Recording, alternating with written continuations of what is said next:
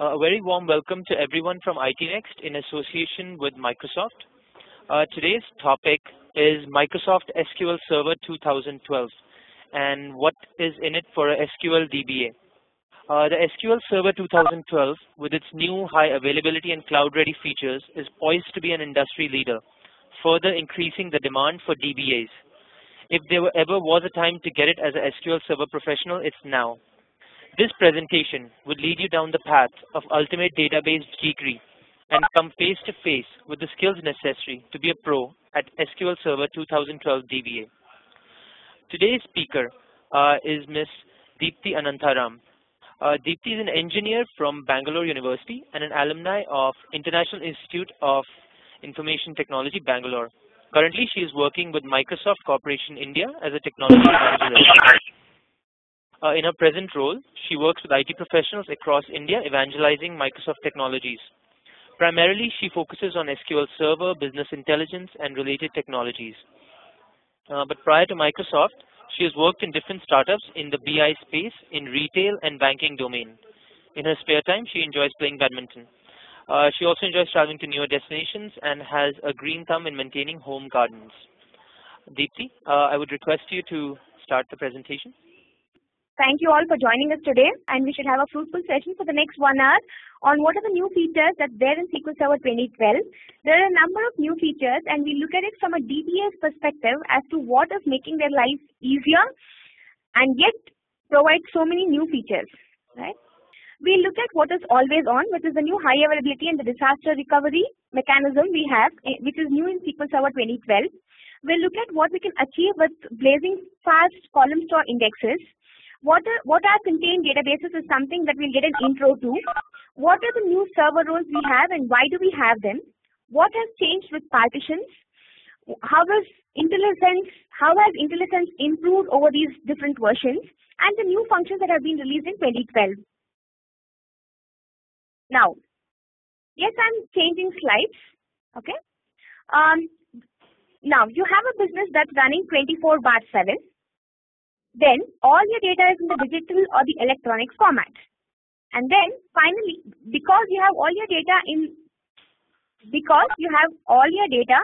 growth. Hello? All right.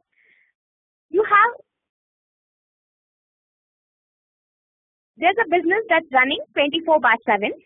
Then we have all data in the electronic format and there's growth. Why is there growth? Because once the data is digitized, it's so much more easy to analyze information out of it and take the right decisions, the right business decisions, which is what managing of data is all about. Now, when you have growth in the company, then you will have revenue, right? So your business is running wonderfully 24/7. You have everything in place, and what happens next? There's a system failure.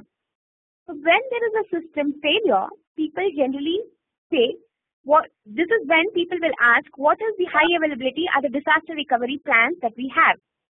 Though most people would have implemented something, when we ask them about their HA&DR plans, they point fingers to one another. This is not a joke because most people will, though they have a HA&DR plan, it is something that's not very flexible, and so people will say, help me do something about it. Right? So what are the traditional choices we had for maintaining high availability? We had log shipping. What is log shipping? Log shipping is taking the log from the active server to another server, which is the secondary server. So logs move from one server to another server and reside there. So what's happening? There's a lot of investment happening on the infrastructure side because, can you see my slides changing? No, actually, we're still on the SQL Server, the first slide. Hello? Yeah, we're actually still on the first slide. Yeah. Now? One second. Okay, now we can see it. Yeah. Traditional choices, log shipping, replication. Yeah. Now it's okay. Please go. Please proceed. Sure. I wanted you to look at this, otherwise it would just not make sense. So I said, I'm just going to recap, and this time we're going to go without any glitches. So we look at what is always on, which is the new high availability and the disaster recovery feature that we have. We look at what is blazing fast fast performance we can get with column store indexes. What are the new features obtained that's given by contained databases? How has the server roles improved, making it easier to manage security? What are the changes that have happened to the traditional partitions? What's happening with IntelliSense? Why is it better? How is it better? And the new functions that have been introduced. Okay. Now we get into a business scenario where we're saying you have a business that's running 24/7. The business is doing wonderful. And then what do? You kind of automate a lot of your process and you have your data in the electronic format. When the data is available in the electronic format, there is growth because it's easier to analyze data, take corrective actions, take proactive actions. And then when that's happening, there is revenue, right? Now, when the business is running smoothly with growth, with high growth, with great revenue, with high profits, suddenly there's a system failure. So when there is a system failure, people look at one another to find out what is the HETE and DR plan. And look at this Dilbert slide. It says, our disaster recovery plan goes something like this, help, right? Now, there are some traditional choices which was offered from SQL Server 2000 onwards in 2005, 2008 and 2008 R2. Let's look at the pros and cons of each one of them. The first one we have is log shipping. Logs move from the primary server to the secondary server. Now, what's happening? The secondary server should have the same hardware as the primary server. The secondary server is in a recovery mode constantly. You cannot use the recovery server for anything else. And most importantly, when the primary server fails, there is no automatic pointing which will happen to the secondary server. Somebody will have to do it manually, right? That's the disadvantage. But then, yes, the data is all secure and safe. There's something else called as replication. You can either do transaction replication or snapshot replication. It's like a subscription model. You can say, deliver my newspaper to me every day in the emails as a mail format, or you deliver it to me by courier, or you simply post it, right? So there is a publishing server and there's a subscription, and the subscription servers get their copies. There's mirroring, probably, which is one of the most high available disaster recovery process we had before 2012, because in mirroring, you do snapshot replication. When you do snapshot mirroring, the entire database is copied at one point in time, just that it's a little heavy to manage. Then there's clustering, right?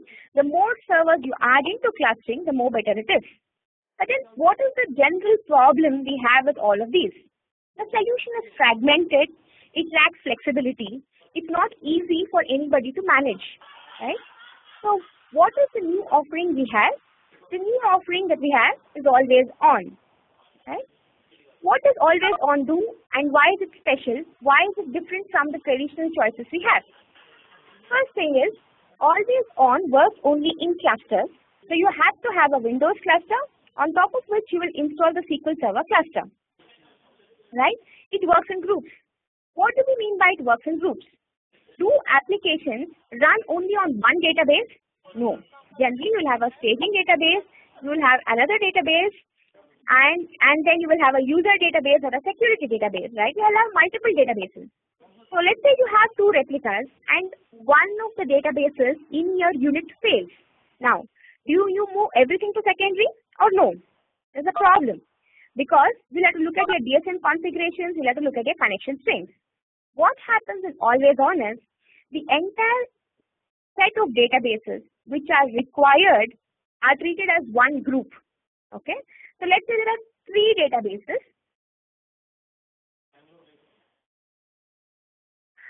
Let's say there are three databases. I'm completely speaking impromptu.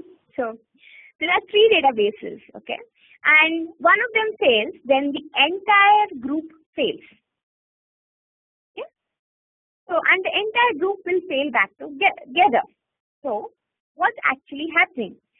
You don't have to worry about running one database from one server and a couple of other databases from another server, right? Everything is treated together as a group. So you know which is your primary server. The databases are not distributed, which makes it easier to manage. Then there are active multiple secondaries. What does this mean? You don't have to have just one secondary database. You will have multiple secondaries. By multiple secondaries, that means there can be one primary server and 3 secondary servers.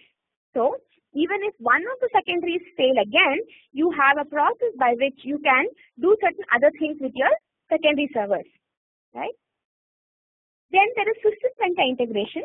The last couple of weeks on the same day, Aviraj and my colleague Pracheta have been talking about system center. There's orchestration, operations, management, which is what the system center does. This, because SQL Server 2012 works with system center integration, it's far easier to manage environments and operations using always on and system center integration. Right? The new features that we have in SQL Server 2012, like file streaming, contained databases, are all supported using always on. There are no restrictions saying you cannot use this feature because you're using always on. Right? Then automatic page repair. What do we mean by automatic page repair?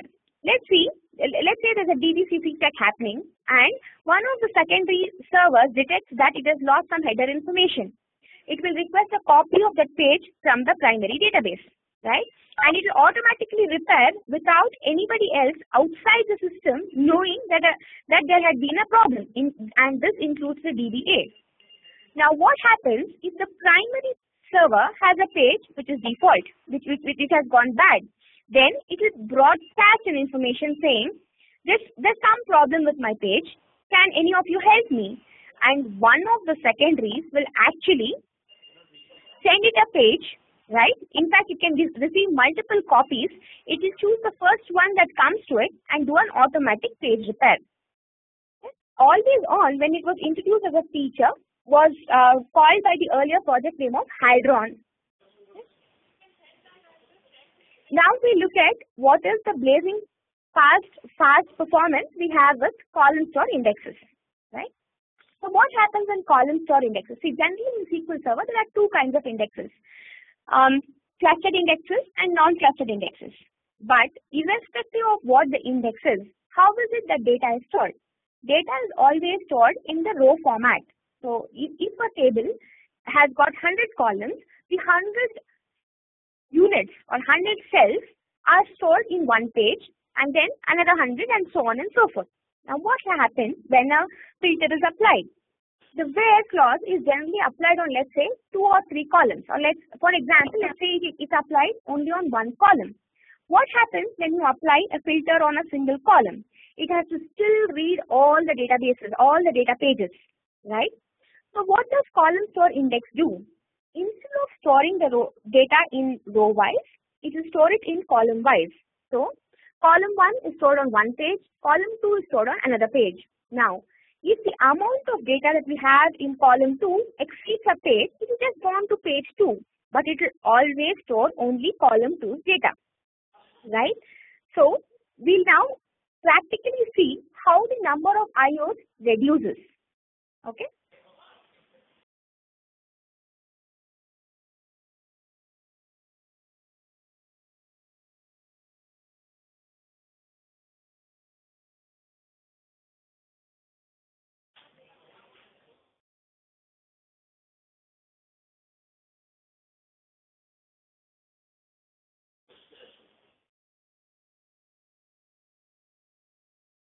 I'm just connected to my SQL Server Management Studio. Within SQL Server Management Studio, I'm using AdventureWorks.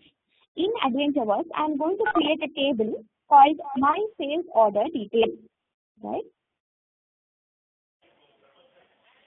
It's just a simple command to create a table, and that got implemented. Now, let's create a clustered index on that column, on one of the columns in the table. Okay. Now, that's achieved.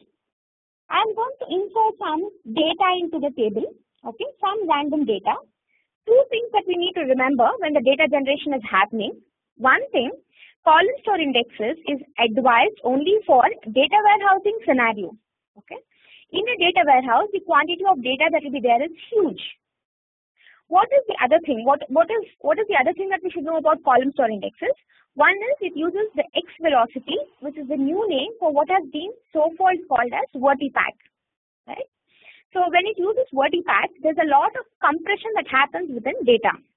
and the data sizes are huge. So my intent right now is within 2 minutes to generate more than 1 crore records. The other thing is, in a data warehousing scenario, there are not too many inserts, updates or deletes. That means whenever columns or indexes are present on a table, it has to be used only for reading purposes. Okay. Let's wait for the data to get generated. When the data is getting generated, what will we do next? We are going to write a simple query and then look at the I/O of it. Okay. What do we expect in reality to happen? Because the data is stored as columns, the number of I/Os, the logical read-write should reduce. Okay. My insert has completed. Let's see what is the quantity of the records that's gone into the table right now. It's 1,21,31,700. Now I'm going to I'm trying to get a field for the number of IOs. So I'm going to say set statistics IO on, and then I'm going to run a select query. How long has it taken? It's taken a minute. It's fetched 266 rows out of 1 crore records, right? And if you look at the IO, the thing that is important for us to see here is this information. It says scan count is 0, logical reads is 0, physical reads is 0.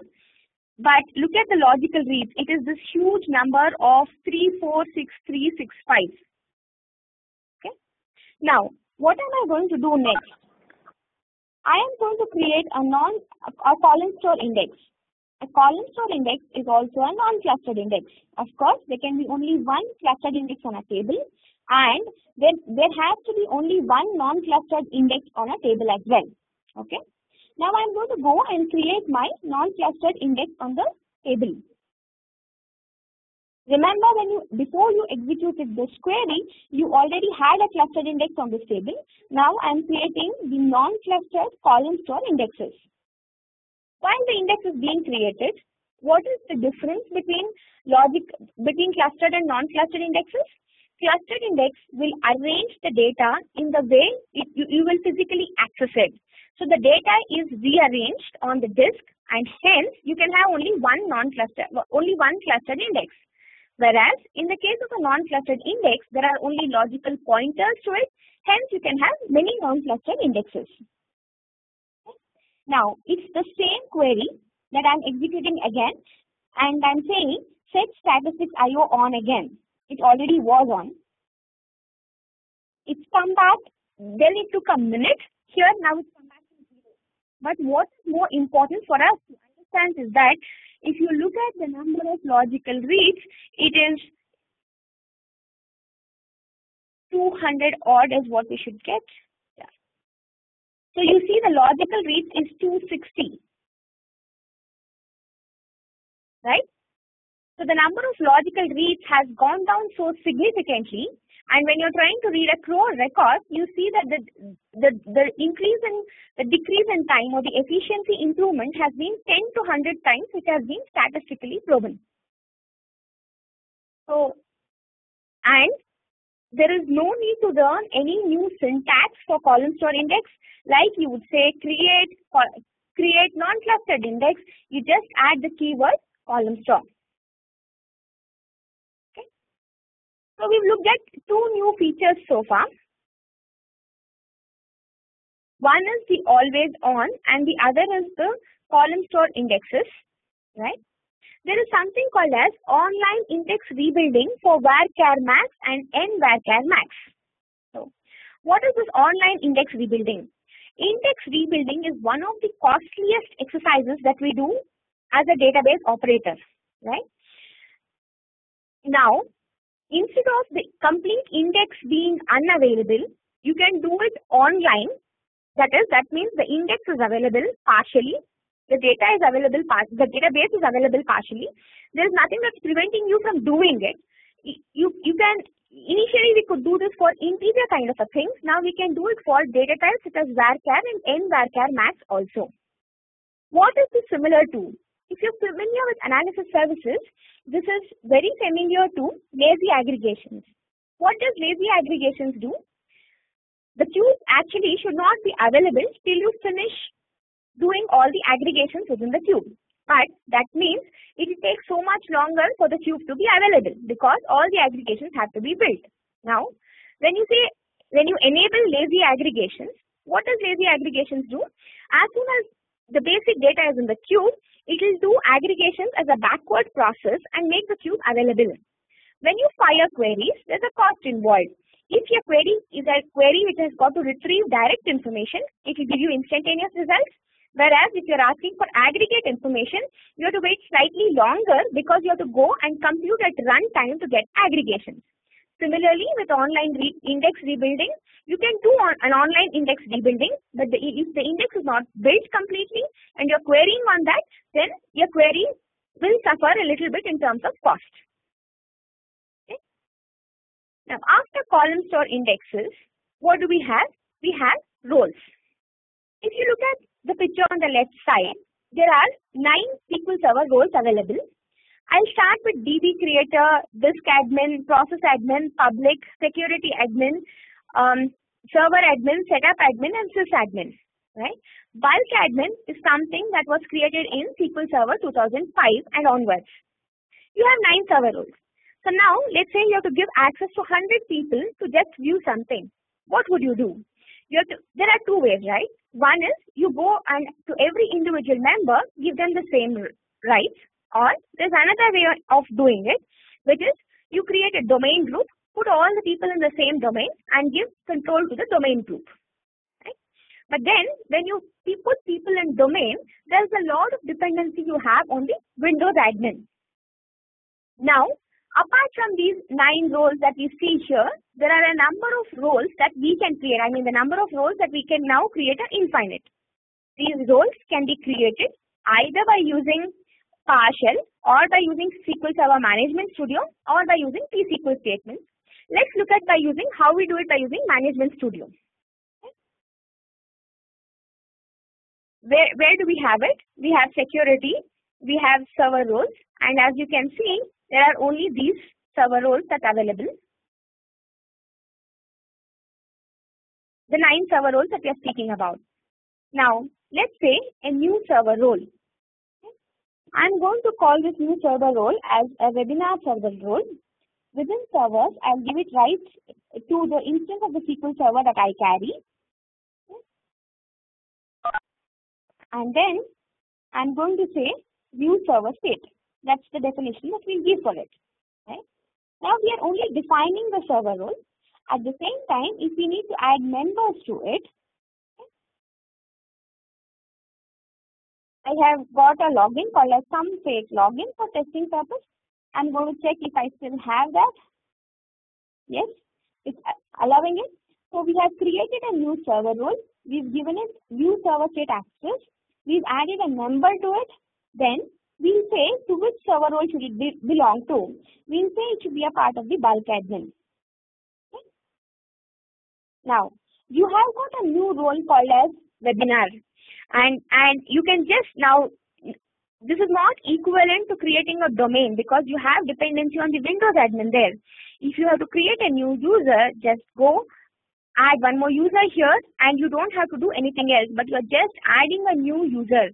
I'm adding con user as well to this role. It's as simple as this. So instead of giving permissions to 100 people, you're putting 100 people into a group, and this was not possible before SQL Server 2012.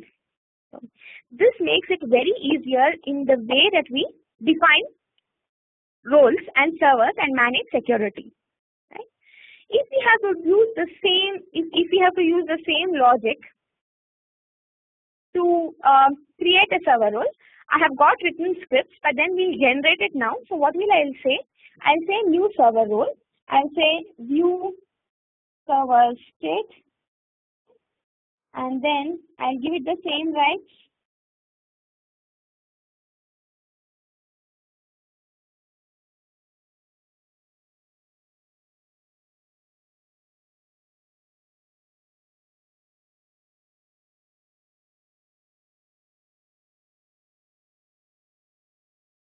know very well that scripts can be generated from here.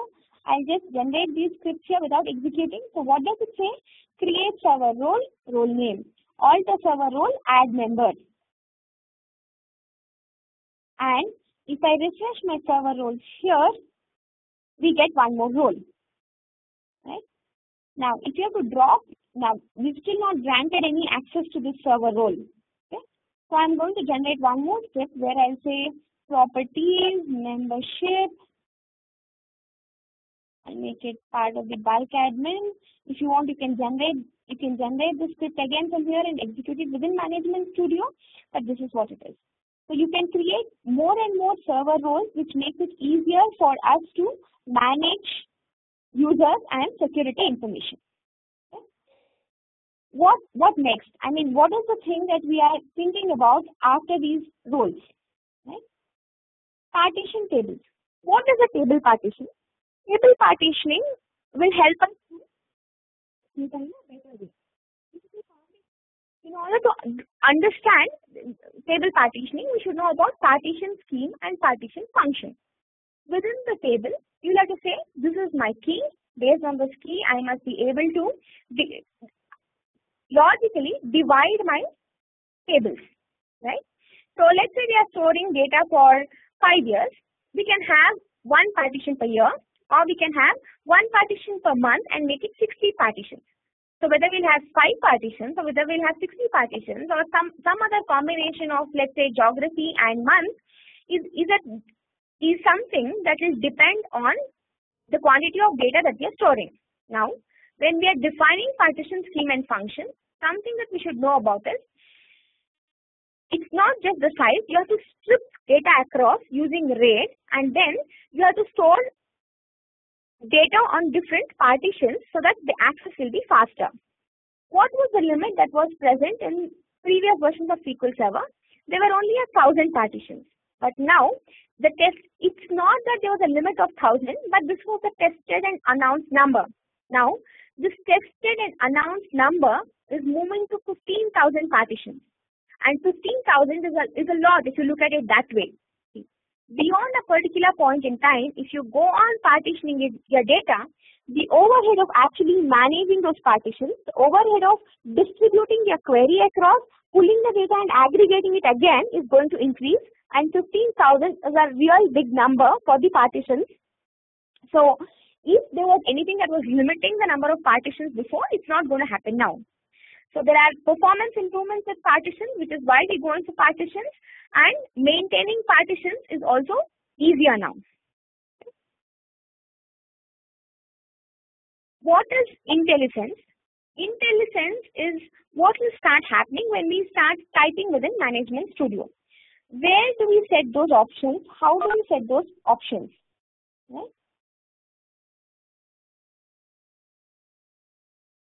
Let me switch my database to AdventureWorks. Now I'll say select star from, I'll just say A. Whatever is coming here is IntelliSense, right? What has changed? Previously, when we started typing certain things, right, it would be based on the first few words, first few letters. Now, it is not based on the first few letters, but it is based on the whole word. So now if I say get, see, the get is not the beginning word. It is there somewhere else, but it is able to search based on all of this. For example, function trace, get table, function trace, get info is something that is getting, that's popping up as well. So this IntelliSense has become better because it's doing a word search instead of matching on the first few characters. Where do we set these things? We go into tools, options, okay. Then we'll go to text editors, and then we have transact SQL. Okay. One thing is the auto list members. Now, if you do not want the members to pop up like that, you can take this off. So let's see what happens. Now I'll do the same thing. I'll say select stars from, and nothing pops up. Right? If you think it's an annoying feature at times and want to turn off IntelliSense, this is the way to go. What are the other options we have here? Tools, options once again. Transact SQL. I'm going to say show me that, and then do not like as a show line numbers. Now please notice, as soon as I click on OK, there is a 1 next to it, right?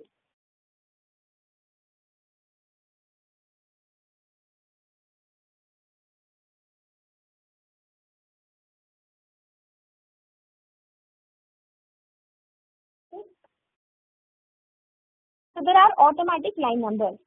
Similarly, if you want to set up tab spaces, blank spaces, all you have to do is play within the transact SQL, or if you're writing XML queries into the XML list.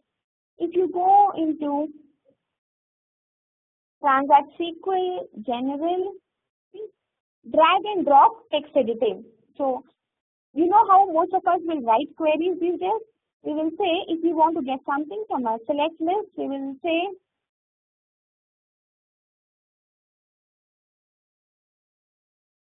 if you want this to be disabled, you can do that as well by turning those features on and off.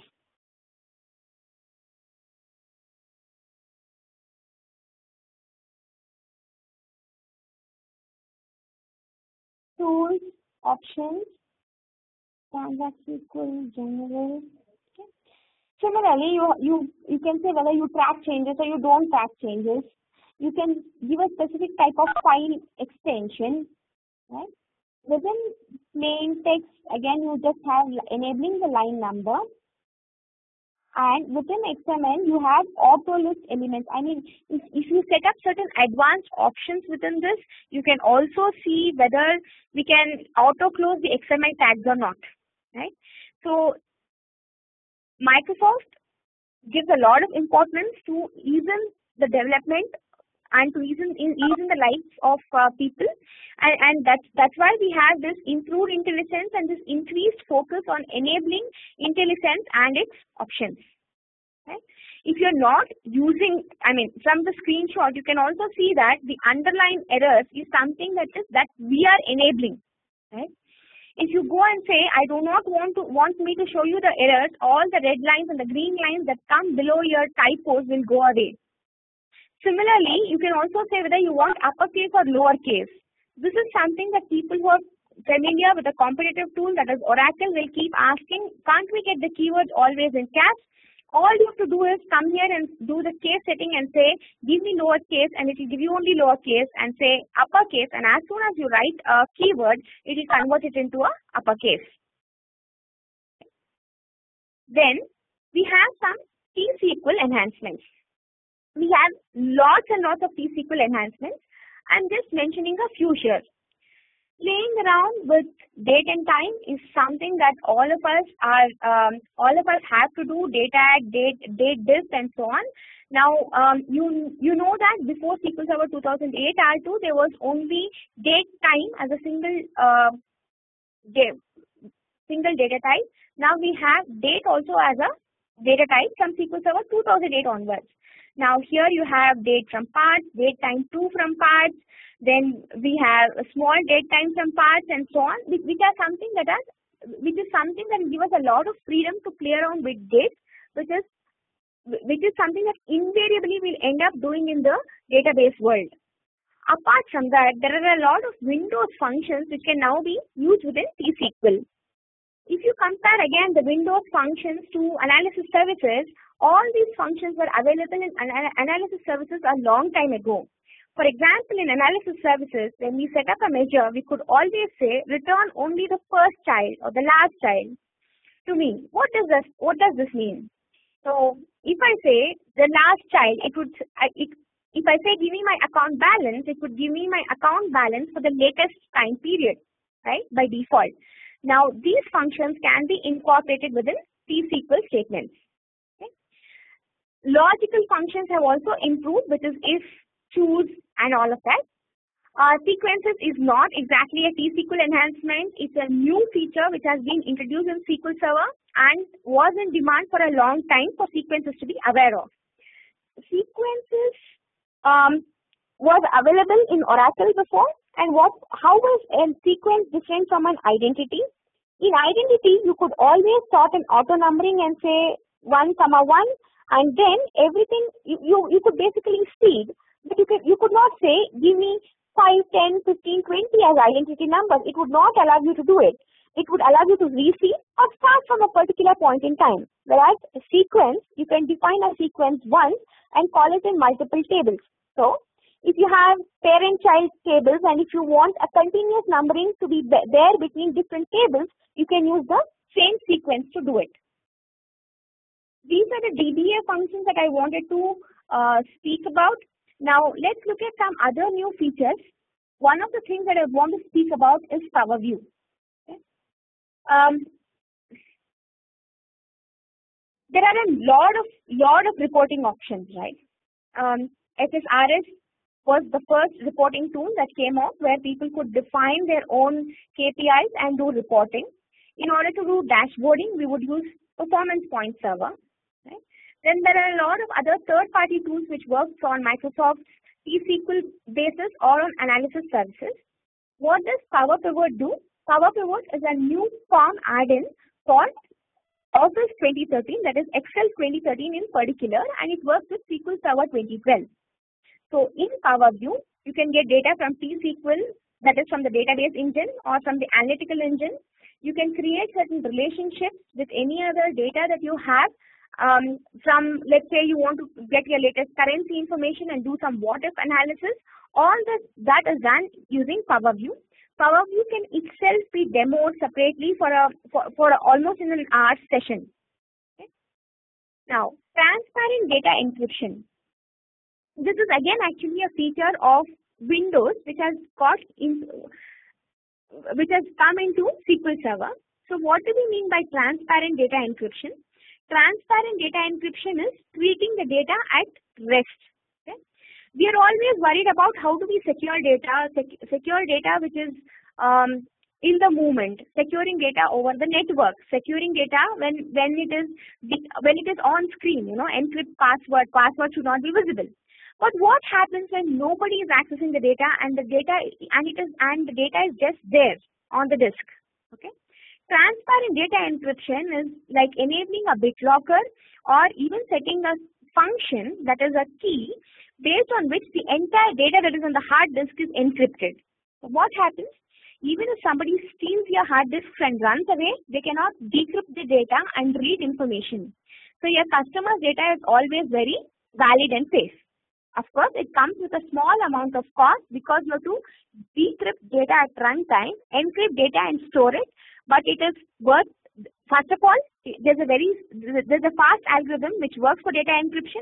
Secondly, safety is something that has to be given preference here. There's master data services, data quality services, which are both SSIS tools. Okay. Data quality services and MDS and DQS will automatically help in managing master data. That is when data comes from different sources. Let's say Sachin Ramesh Tendulkar, Sachin Tendulkar, SR Tendulkar. If you have those different names and if you want to merge all of them and find out what it is, you would use a master data service. If you let's say always have green and somebody is doing a typo, you want it to autocorrect, you would use something called as data quality services. Right?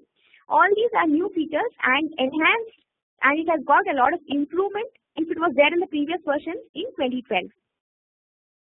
Lastly, we have the integration with Visual Studio, which started way back in SQL Server 2005. In SQL Server 2005 onwards, we have BIT, which is Business Intelligence Development Studio. Now we have SSDT, which is SQL Server Development Tools. And SQL Server Development Tools is something that will, if developers are familiar with Visual Studio and if they are trying to do it, then it provides a lot of features. Apart from it, there are testing suites available within Visual Studio, which can be employed. Managing the versions of database has always been looked at as a challenge. Now with Visual Studio creeping in more and more for database development, integration with TFS is something that is automatically enabled within Visual Studio. Right? Now, why are we speaking about all these features as well? Remember, most of us here are database administrators, and so far we've been thinking of data residing on premises. Data is now moving to cloud. We have SQL Azure as an offering, and DBAs will have to play a similar role there, but with added complexity. How do we manage these kind of performance issues or latency issues, manage data, do security on the cloud? What is big data? Big data is actually storing and dealing with both structured and unstructured information. So far, we've dealt with data on a physical server, on an RDBMS like SQL Server for years, right? Now we are dealing with unstructured data, and the unstructuredness of data is growing so vast. I mean, big data comes with 3 V's, right? First is variety. The variety of data is very huge. Why is the variety so huge? Because you have RFIDs, you have geographic information, you have cloud information, you have astronomical information, apart from storing customer information and profit. So there's huge variety, there's huge volume. The volume that comes from social media, for example, you don't know how relevant it is, but then you have to get stats out of it. Okay? So there is volume, velocity, and the velocity with which this data flows in. This data has got to be enriched, it has got to be managed, and valuable insights gained out of it. So how do we manage data? To manage data, we have SQL Server, we also have Hadoop. The Microsoft offering in the big data space is called as HD Insights. Okay? It is 100% compatible with Apache Hadoop, and whatever runs in Linux on Hadoop will work with Windows on HD Insights. It's bug-to-bug compatible is the inner joke. So you'll have to look at how DBAs will deal with big data, and this is actually coming out of the comfortable zone of just using a SQL Server Management Studio. There's a lot of things that these days are automated using PowerShell. Okay? A lot of it can be scripted, but still now we are entering into the dim space where we have to manage with unstructured data. That means managing windows and whatever data is there in different formats. And another thing that we have to manage as DBAs is parallel data warehouses. Parallel data warehouses is an answer to the massively parallel processing databases, where there's a master node, there are slaves, and so the data is split. So the processing power is very, very high, and it is stored and it is sold as an appliance. That means you can get, if you go into an HP vendor and say, I want a quarter rack with SQL Server installed, it is given to you as a ready-made solution. So the DBA horizon in the next 1 or 2 years in the future will look at more so on the cloud, on big data, Hadoop, on parallel data warehousing, apart from managing the traditional, relational, and the OLAP space. Okay? Now, there are many places where we can learn from. Mentioning 2 of them which are my favorite. One is the Microsoft Virtual Academy. You can do a lot of videos there. You also have question answers to take there. Apart from that, MSDN is a great source. MSDN is a place where you have tutorials. There is also social.msdn.microsoft.com where you can post questions, and people who are interested and a part of the community will answer questions for you. These are great learning resources, so please do visit them. There is TechEd 2013 happening in 2 cities in March, that is this month. There are 10 SQL sessions happening in Bengaluru and in Pune, in both places, 5 sessions per day. So if you are in a city nearby, please do make use of this opportunity. TechEd is a place where people will speak about the latest releases, speak about roadmap. You can connect with people, ask questions, and network. In order to know more about the registration details and the venue, look at https://india.msteched.com. Now, certifications have changed. There is MCSA, MCSE, and MCSM tracks now. So MCSA is Microsoft Certified Solution Associate. You'll end up doing 3 certifications for it. Then you can be a solution expert, which you can do either on the data track or on the BI track. And finally, by doing one more exam, MCM, by doing one more, I think 2 more exams right now, you will even become an MCM. So certifications is something that will say that you have got the breadth and the working experience on it. Please do not neglect it. It is important from a career perspective. Thanks, Deepthi. Yeah, actually now I think we'll be closing the session. Thank you so much for all your questions. Deepthi, is there anything you would like to leave everyone with? Just take a look at TechEd. TechEd 2013. There are 10 database sessions coming up. So if you are in Bengaluru or Pune, anywhere on the 18th and 19th of March and on the 25th and 26th of March, do attend these events. If you have any questions, please post them to us. We are more than happy to answer them to you. Not just now, but going forward as well. Thank you so much, Deepthi. Great session today. And I would like to thank all our audience today for taking time out to attend. We look forward to seeing you in the next session. And this is a wrap from IT Next in association with Microsoft. Thank you. Thank you so much. Thank you, everybody.